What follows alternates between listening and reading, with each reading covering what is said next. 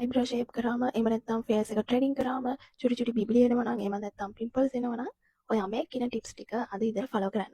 ඉතින් ඔයාලා දන්නවා මගෙත් අයිබ්‍රෝ ෂේප් කරාන් පස්සේ චුටි චුටි බිබිලි එනවා. හැබැයි මම ඒක දවසක් දෙකක් වගේ ඇතුළත අඩු කරගන්නවා. ඉතින් මං කියන්නම් මම මොනවද කරන්න කියලා.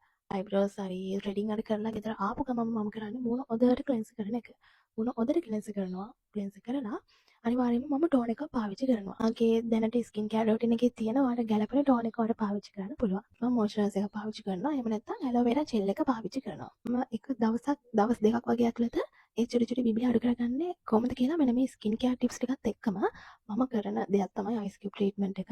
මම ටෙක් කරලා ඔයාලට ඉක්මනට මේ කියන්නේ එක දවසක් දෙකක් ඇතුළත ඒ චුටි බිබිලි එහෙම නැත්නම් පිම්පල්ස් අඩු කරගන්න නැති කරගන්න පුළුවන්. ඒක කපුරේද කැල්ලක් මැදට අයිස් කැටයක් තියලා ඔයගලන්ට මූණ රබ් කරලා මසාජ් කරන්න පුළුවන්. ඉතින් ඒ විදිහට ඩිරෙක්ට් අයිස් කියුබ් එක මූණට තියන්න බැරි කට්ටියට තියෙන ටූල් එකක් මම ඒ ටූල් එක ඔයාලට පෙන්නන්නම්. මමත් ඒක මේ දවස්වල පාවිච්චි කරනවා.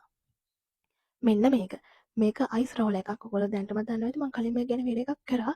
අයිස් කියුබ් ට්‍රීට්මන්ට් එකක් කරද්දී ඒකෙන් ලැබෙන දේවල් ඔක්කොම මෙන්න මේ අයිස් රෝල් එක පාවිච්චි කරලත් ඔයගලන්ට ලබා ගන්න පුළුවන්.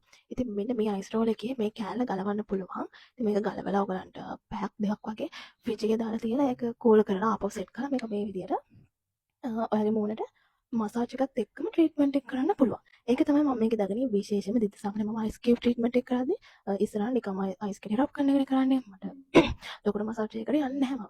හරිද? හැබැයි මම මේක පාවිච්චි කරන්න පටන් ගත්තට පස්සේ මම අයිස් කියුබ් ට්‍රීට්මන්ට් එකත් මේකෙන්ම කරන ගමන් මේකෙන් මම උදේට මගේ ෆේස් එක මසාජ් කරනවා.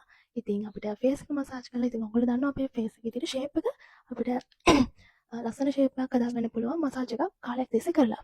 අයිස් කියුබ් ට්‍රීට්මන්ට් එක අයිස් කැටයකින් කරනවට වඩා මෙන්න මේ වගේ අයිස් රෝල් එකක් අරගෙන කරන්න කියලා තමයි. ඉතින් ඔයාලට මේ අයිස් රෝල් එක ගන්න පුළුවන් පේජ් එක මම මෙන්ෂන් කරලා තියන්නම්. මට නම් මතක නැහැ මම ගත්ත පේජ් එකේ. මම ඒගොල්ලන්ගේ contact number එක ස්ක්‍රීන් එකේ දාලා තියන්නම්.